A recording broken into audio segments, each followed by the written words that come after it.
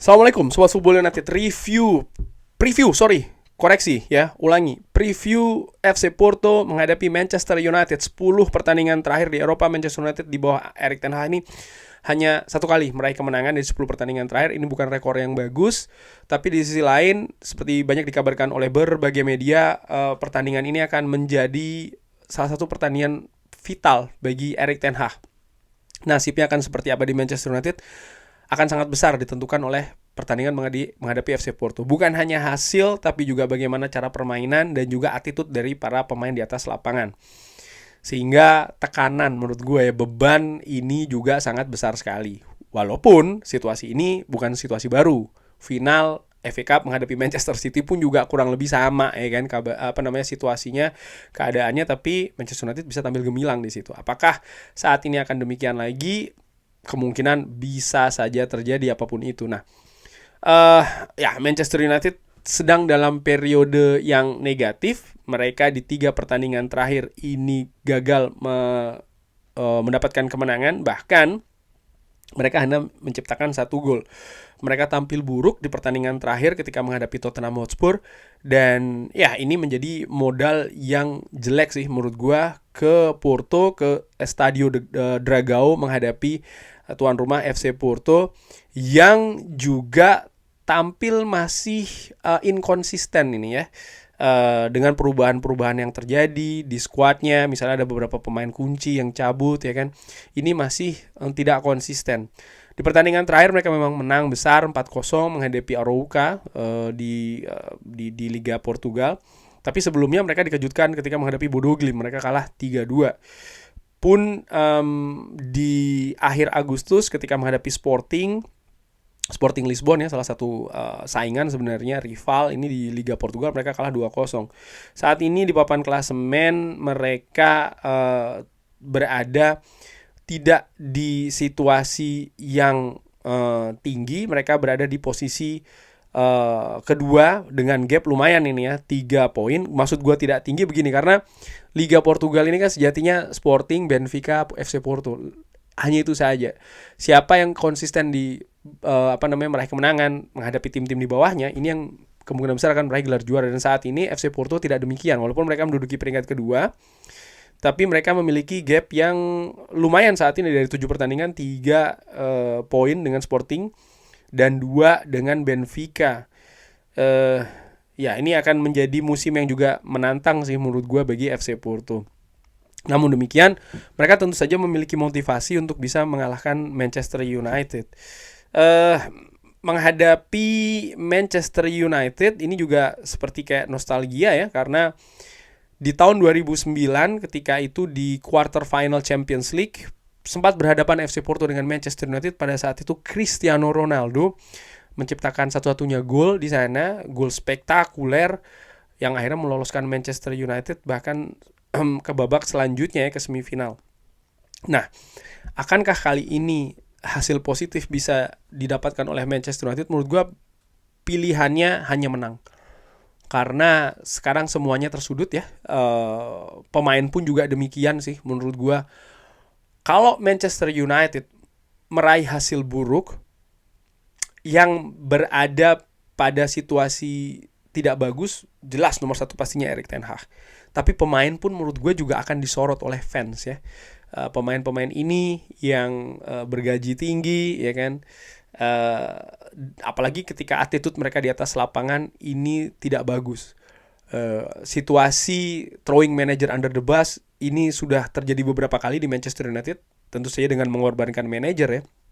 Dan kalau ini terjadi lagi, artinya Manchester United tampil tidak bagus, Erik ten Hag pasti akan menjadi yang paling bertanggung jawab nomor 1. Tapi pemain pun menurut gue juga di mata fans akan menurun kredibilitasnya, terutama pemain-pemain senior yang saat ini menghuni skuad Manchester United. Sehingga mereka pun juga harusnya sekali lagi ya memiliki motivasi lebih di pertandingan kali ini. Menghadapi Tottenham Hotspur, memang mereka tampil buruk Manchester United secara kolektif ya, hasil pun juga memperlihatkan seperti itu.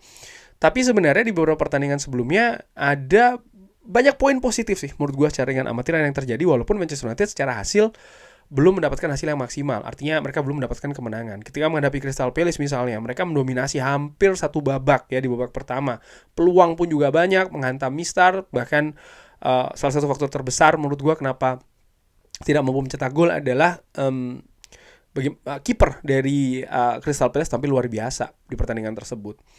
Ketika menghadapi FC Twente, kesalahan elementer ya, individu konsentrasi yang akhirnya membuyarkan kemenangan dari Manchester United di sana. Lalu ya menghadapi Tottenham Hotspur hancur berantakan sih menurut gue. Artinya ada penurunan, tapi mereka sempat bermain dengan situasi yang lebih positif jika dibandingkan dengan Tottenham Hotspur. Artinya mereka memiliki modal gitu ya untuk bermain lebih baik gitu. Ini sebenarnya hal yang bisa saja mereka ulangi di Portugal.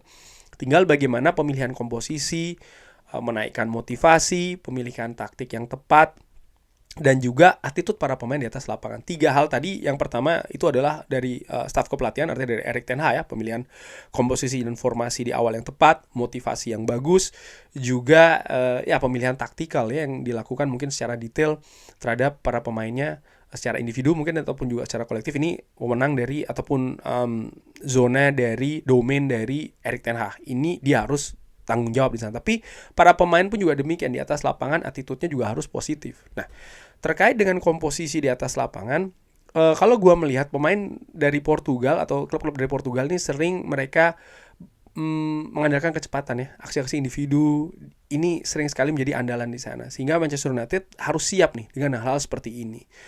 Di Manchester United sendiri yang berbau-bau Portugal ataupun Liga Portugal ini kan cukup banyak. Diogo Dalot misalnya, Bruno Fernandes tentu saja, Ugarte itu juga demikian. Jadi ada beberapa pemain kunci yang menurut gua memiliki pengalaman ini dengan tim-tim Portugal yang gua harapkan sebenarnya bisa apa ya? Bisa memberikan sebuah keuntungan di atas lapangan bagi Manchester United, walaupun ya ini juga harus diusahakan tentu saja. Nah, menghadapi FC Porto kali ini, komposisi seperti apa yang akan diturunkan oleh Manchester United pastinya akan beraneka ragam nih ya, pendapat terkait dengan formasi yang diturunkan, terutama melihat bagaimana situasi ketika menghadapi Tottenham Hotspur. Namun gue punya pilihan tersendiri ya.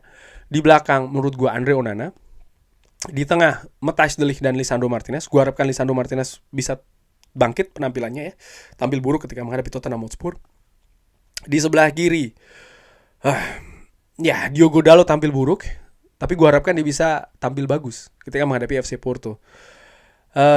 Tidak banyak pilihan di sektor bek kiri, sehingga ya ini juga merupakan kesempitan sih menurut gue, situasi yang sempit ya untuk posisi bek kiri. Tidak banyak di sana, dan gue harapkan Diogo Dalot bisa memperbaiki penampilannya. Di kanan Nocer Mazraoui, lalu 2 pemain pivot Christian Eriksen dan Ugarte. Gue harapkan bisa bermain bagus ya. Christian Eriksen utamanya dengan pengalamannya, dengan ketenangannya. Ugarte punya pengalaman di Liga Portugal. Lalu di sektor kiri menurut gue adalah seorang Alejandro Garnacho.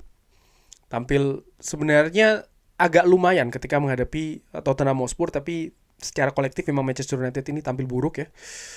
Jadi tidak terlihat situasi Garnacho, dan gue harapkan dia bisa tajam. Lalu di kanan, ini yang menarik di kanan, antara Antony atau Amad Diallo,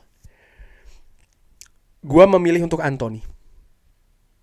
Amad Diallo tidak mampu memberikan perubahan ketika menghadapi Tottenham Hotspur, dan kecenderungannya gue melihat ada penurunan penampilan. Misalnya ketika menghadapi FC Twente, di babak pertama dia tampil bagus, tapi tidak di babak kedua, ada penurunan di sana, sehingga akhirnya dia digantikan. Dan gue melihat memang ada penurunan di sana. Mungkin situasi fisik ya sudah mulai ketat jadwal ini, dan Antony yang memiliki motivasi tinggi menurut gue. Dia pemain Brazil juga, ciri khas permainan tim di Liga Portugal mungkin dekat dengan pemain-pemain Brazil. Dan menurut gue Antony, terutama dari sisi motivasi, ini merupakan kesempatan yang besar juga bagi Antony ya. Sektor depan menurut gue Joshua Zirkzee ya. Joshua Zirkzee harus terus diberikan menit bermain. Pemain ini masih baru, ada kalanya dia tampil bagus, ada kalanya dia tampil nggak banget. Mungkin dari faktor adaptasi, dia tidak ikut pre-season, jadi faktor ya dia harus melakukan adaptasi ketika musim ini berjalan, itu tantangannya. Rasmus Højlund, gue nggak tahu apakah situasi fisiknya ini memadai untuk diturunkan dari menit awal, sehingga ya gue lebih milih untuk Joshua Zirkzee diturunkan dulu. Dan di belakang Joshua Zirkzee, gue berpikir Bruno Fernandes sih. Bruno Fernandes, dia semakin lama semakin ngedrop penampilannya. Puncaknya kemarin kartu merah menghadapi Tottenham Hotspur. Di pertandingan menghadapi FC Porto, dia ini telah menjadi sorotan ya kan di partai-partai sebelumnya. Gue ingin melihat attitude dia seperti apa. Sebagai kapten Manchester United, dia tahu tim ini sedang anjlok, sedang down. Dia harus mengambil beban, menurut gue, di atas lapangan. Mentransformasikan dengan penampilan yang bagus. Dia harus mengambil peran betul sebagai kapten Manchester United. Dan ini kesempatan ketika menghadapi FC Porto. Karena ya gue juga ingin kapten itu mengambil peran juga ketika memang Manchester United nanti dipersalahkan secara skuad. Tidak hanya pelatih, tidak hanya pemain di atas lapangan, kapten pun juga demikian. Dan sebagai kapten Manchester United ini, periode-periode seperti ini nih, di saat-saat gawat seperti inilah yang gue harapkan dia bisa keluar kemampuannya, baik itu secara individu sebagai pemain, salah satu pemain Manchester United, apalagi sebagai seorang kapten. Sehingga gue ingin itu keluar dari Bruno Fernandes. Karena ya di sisi lain gue tidak melihat nih siapa lagi untuk posisi nomor 10. Misalnya Mason Mount, gue gak tahu apakah dia udah siap atau belum ya kan ketika gue bikin video ini. Christian Eriksen misalnya bisa saja dijadikan opsi untuk pemain nomor 10.